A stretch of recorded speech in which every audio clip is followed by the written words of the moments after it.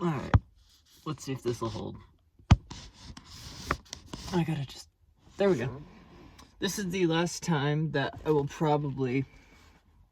Does that look fine?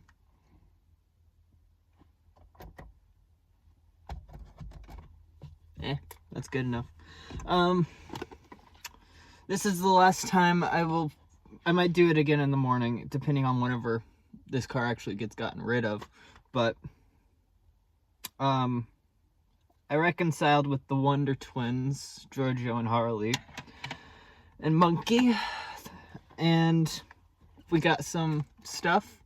And so this is a belated final hotboxing of this car, I guess, though I might have some more in the morning in here. I'm not sure when exactly this car is going to actually get taken, but we'll see. Yeah.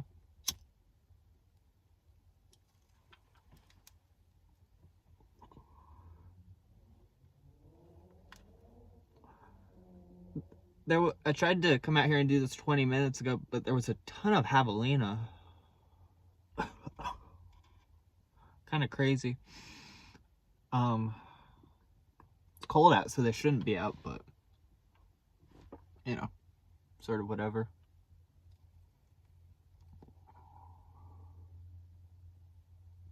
Good weed.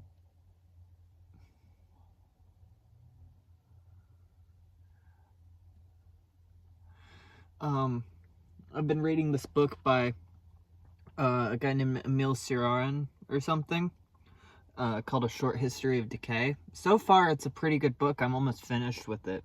I'll probably finish it tomorrow morning, before I have this, because I can't really read while I'm high. I can write pretty well, but reading kind of becomes an issue because the words kind of just like, it's like, it's worse than whenever it's like, you know, you'll read something and then it'll be like, well, where was I? You know, because, you know, I'm high and it'll start going to a million different places. You know, sometimes I can sit down and do it. Like, you know, I've read Might is Right when I was high before. And though I guess with that, it's also because I've also read that before and I kind of know what it is. And it's kind of like I'm intentionally doing it to build on the text in my own head, you know.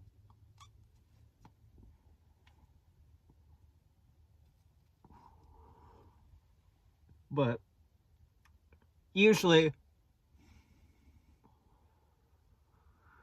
I don't know, I don't think you can actually read when you're intoxicated very much.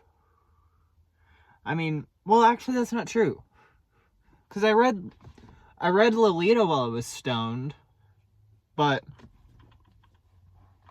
I guess it might be momentary. It's like if I sit down intentionally to read while I'm high, I can't do it, but if I just happen to be high and start reading, you know, it's fine. It's weird like that. It smells so good.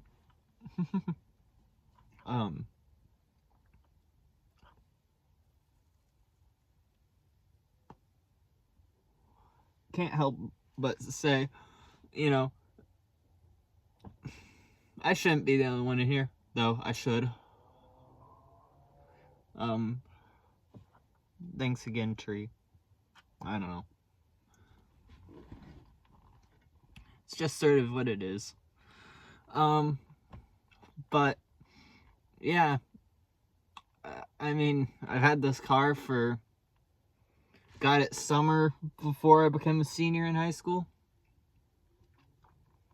So, maybe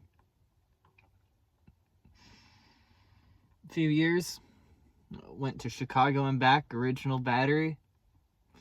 You know, good car. If I get another car, it'll be a Subaru, though. I'm kind of considering just getting a van. And once I save up enough, after paying the apartment off, just fuck it. You know, just going, because, you know, I don't like it here, and, you know, it's not like there's really anywhere else to go, but just exploring, because, you know, fellow traveler, I guess. Though, not like there's anything new. Actually, that's not true. There is new things. It's constantly new. There's constantly new shit. You know, I was talking with Shane about this, you know, and, you know, he went around the country. He made a whole documentary about it, A Year at the Wheel, the suffering and celebration of life in America. You know, I like that idea. I think that can and should be done again. Or, you know, some sort of variation on it, you know. But, you know, that's on a broader scale. I mean, in general, I just want to, you know, go around because you know, the most fun I had, you know, was driving, you know, around and just existing, experiencing it. And, you know, it's kind of like what I'm realizing walking around is, you know, I like that sort of just, you know, I'm not supposed to be anywhere at any one time. You know, it's just a free association wherever I want to be. You know, everywhere and nowhere at the same time is how I described it at whenever I was doing it still and still traveling. But, you know, I like it.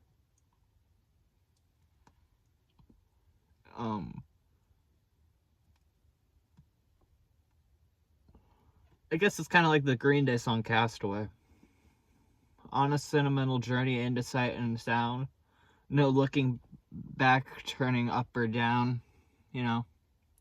Not sure where it goes, but, you know, like Boulevard of Broken Dreams later echoes, you know, it's home to me, and, you know, edgy as that might be, you know, it's just kind of like, well, you know, what is there for me here? What's there for anyone anywhere? Not much, you know. I mean, that's why Nick Fuentes is popular. That's why all this stuff is going on. It's kind of like, you know, even in that, I'm just disenfranchised with it all. And it's kind of like, I'm not going to tune out because even Timothy Leary didn't do that, even though he proclaimed it. Though there is more to say with that. He might have been a Fed. You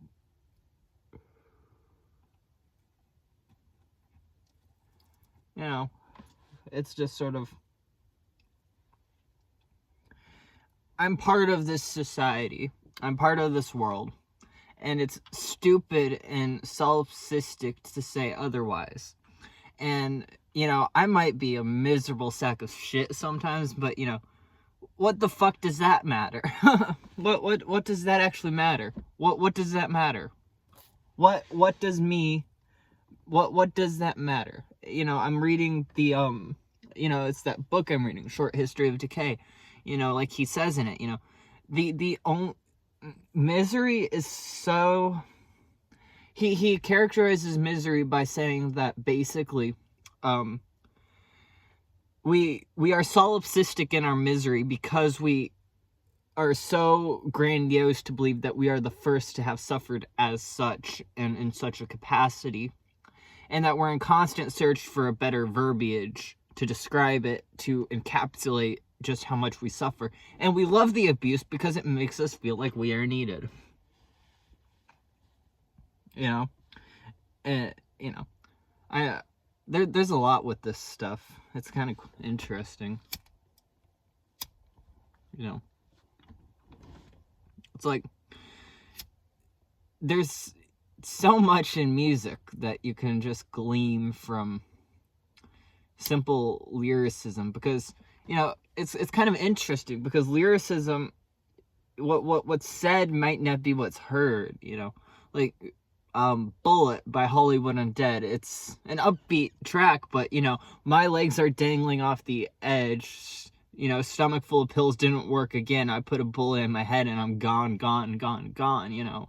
Like that, you know, cliche as Hollywood Dead can be, you know, it's a genuine track, you know.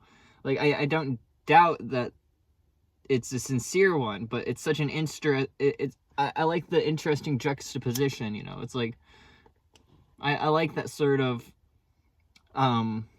unification of opposites, evidently. I am Claudia fucking Bradella, after all.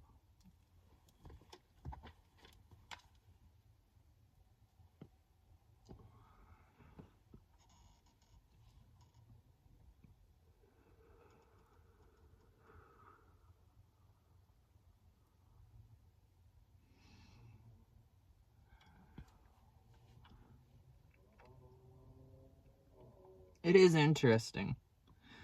Because, you know, I left here and I didn't expect to actually come back. I didn't want to. I'm not hating that I did. It's just sort of interesting to think about. Because I know as soon as I can be, I'm gonna go somewhere. You know, I'll probably end up back here because, you know, like a slacker film, you know, kind of just end up right back where you start, but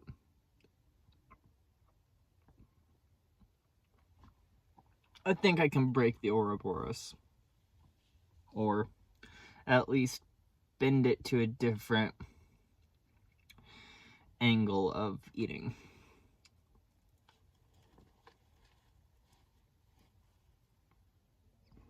Because I have a lot of ideas, and I'm enacting a lot of them, exploring them, busy experimenting, and the monotony of life, as he says in A Short History of Decay, it's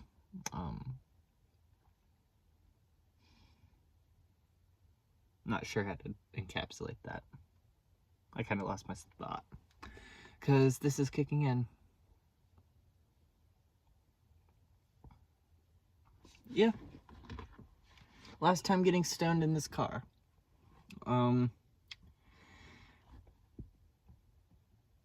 I am glad it is only me doing this, though it should not only be me, as I mean, the hair is still all fucking here. I don't know. It is what it is.